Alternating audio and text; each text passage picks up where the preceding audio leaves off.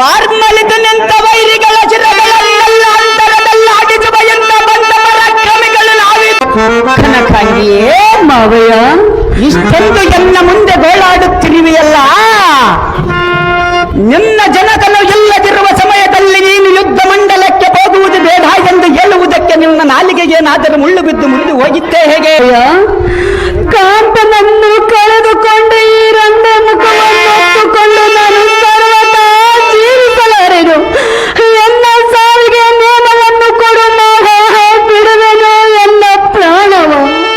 ಸಚೇ ಶಿರೋಮಣಿಯಾದ ಕನಕಾಂಗಿಯೇ ಮಾವಯ್ಯ, ನಾನಿಲ್ಲದಿರುವ ಸಮಯದಲ್ಲಿ ಕಂದನಾದ ಅಭಿಮನ್ಯನು ಬಂದು ರಣಮಂಡಲದೆಡೆಗೆ ಹೋಗುವೆನೆಂದು ಹುರಿಪಿನಿಂದ ಕೇಳಿದಾಗ ಅರುಷದಿಂದ ಜಯದ ಆರುತಿಯ ಕಾಂತೆ